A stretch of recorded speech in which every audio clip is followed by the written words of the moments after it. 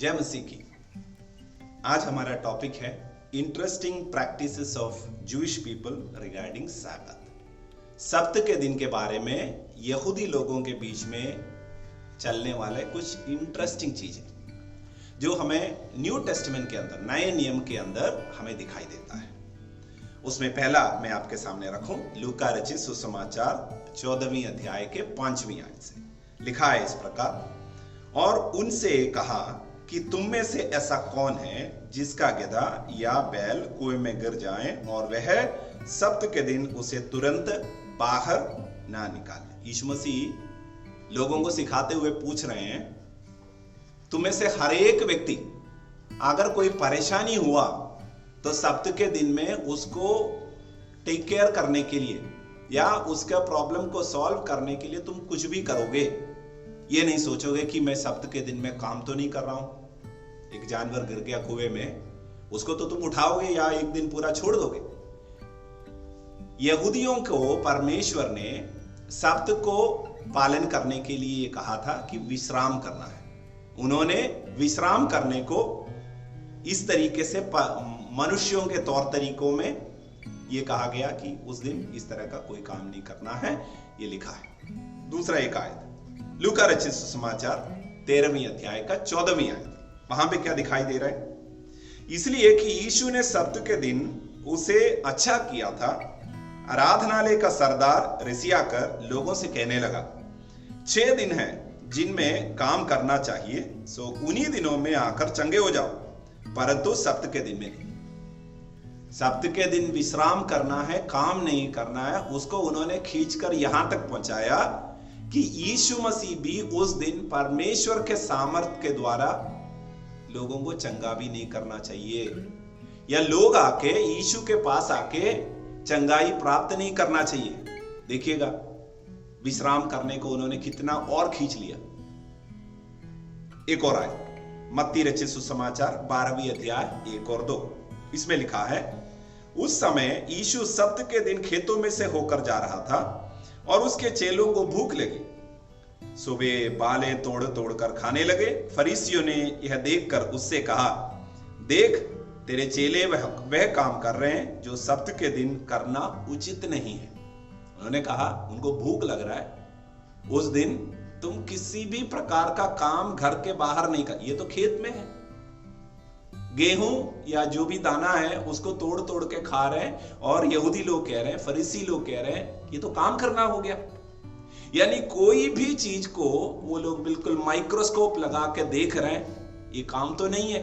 इस तरीके से वो लोग यीशु मसीह को क्रिटिसाइज करते हैं। एक और आयत प्रेरितों का किताब 1 अध्याय 12वीं आयत, उसमें ये लिखा है, तब वे जैतून नाम के पहाड़ से जो यरूशलेम के निकट एक सब्त के दिन की दूरी पर है यरूशलेम को लौटे। क्या दिखाई देता है वहां पे? एक सब्त के दिन के दूरी। ये क्या है?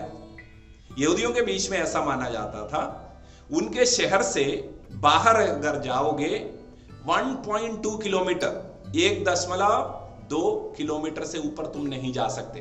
अगर गया तो काम करने के बराबर हो जाएगा। तो ये लिखा है, एक सब्त के दिन के दूरी में वे जाकर आ रहे। कहने का मतलब यहूदियों के बीच का सब्त को पालन करने का ये तौर तरीका इतना हद पार कर दिए थे। उन्होंने एक एक चीज को बारीकी से देखकर क्या कर सकते हैं, क्या नहीं कर सकते, कितना कर सकते हैं, ये सारे बातें उन्होंने डिसाइड किया।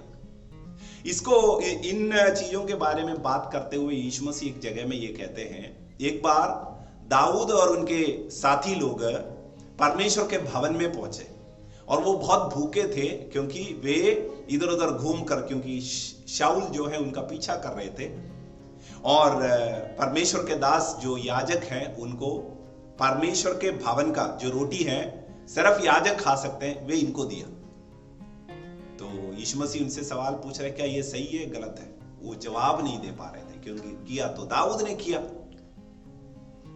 यीशु मसीह का कहने का मतलब था, कोई भी आज्ञा परमेश्वर के वचन का है, उसके अंदर जब तुम देखते हो ये समझने का कोशिश करो, इससे परमेश्वर क्या चाहते हैं।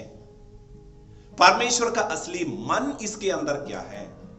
ये नहीं कि बारीकी से एक एक शब्दों को लिखा है उसको पकड़े और तुम उसके पीछे कानून 1 2 3 4 करके बना के जाए, ऐसा नहीं।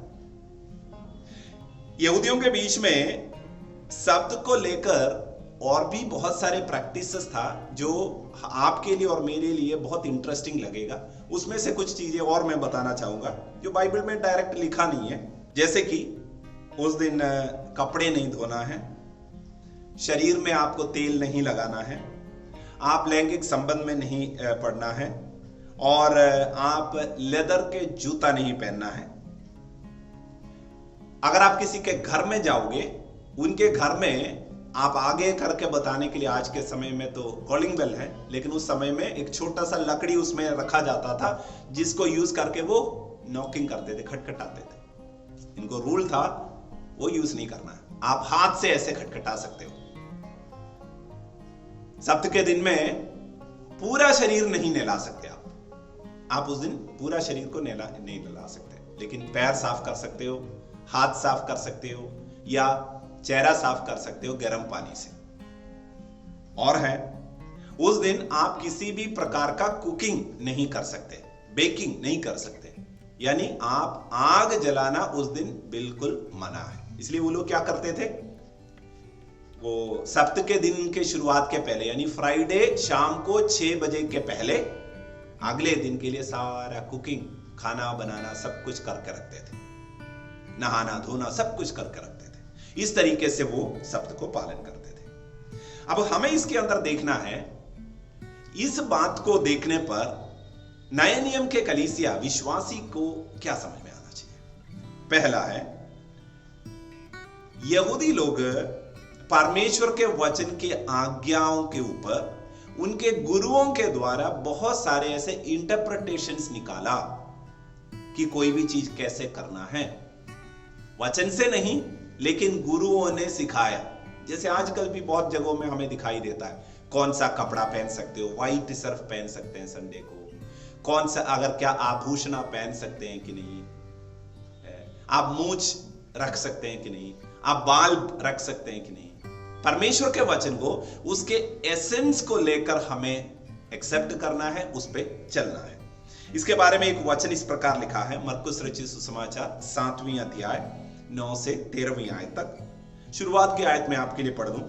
उसने उनसे कहा, तुम अपने परंपराओं को मानने के लिए परमेश्वर की आज्ञा कैसी अच्छे तरह से टाल देते हो। माँ बाप को आदर करने के लिए जो कहा है उसको कैसे ये लोग टालते हैं, आने वाले उसके बाद के आयतों में लिखा है। प्रभु कहना चाहते हैं, परमेश्वर के वचन को मानुषिक परंपरा से टालने के तरीके को तुम्हें हटाकर वचन को दिल से, उसके एसेंस को लेकर तुम्हें पालन करना है। ये पहला लेसन है। आपके जीवन में बहुत सारे चीजों में ऐसे ये बात दिखेगा। मसीह कलीसिया में विश्वासियों के बीच में बहुत सारे कानून इस तरीके से बनाए हुए हैं, हमें इस तरह के चीजों में नहीं पड़ना है। दूसरा है, अगर हम परमेश्वर के वचन को, आज्ञाओं को, कानून और इस तरीके से अगर रखोगे, हम लोगों के जीवन में हम पहुंचेंगे उस तरह की ईश्वरीयता में जिसके अंदर कोई सामर्थ्य नहीं है। उनको पता है क्या कर सकते हैं, क्या नहीं कर सकते हैं, कहां जा सकते हैं, कहां नहीं जा सकते हैं। इस तरीके से आत्मिक जीवन बिताते हैं और उनके जीवन में प्रभु यीशु मसीह बिल्कुल नहीं है। एक व्यक्ति को किस बात पे ध्यान देना है, मेरा संबंध प्रभु के साथ कैसा है, मैं वचन पढ़ के परमेश्वर के अगुवाई को मेरे जीवन में पाते हैं कि नहीं, मैं प्रभु के साथ समय बिता के परमेश्वर के साथ अपने संबंध में बढ़ते हैं कि नहीं, ये हमें ध्यान देना है। हमारे परंपरा, कानून, इन सब में नहीं जाना है। प्रभु आपको आशीष करें। God bless you.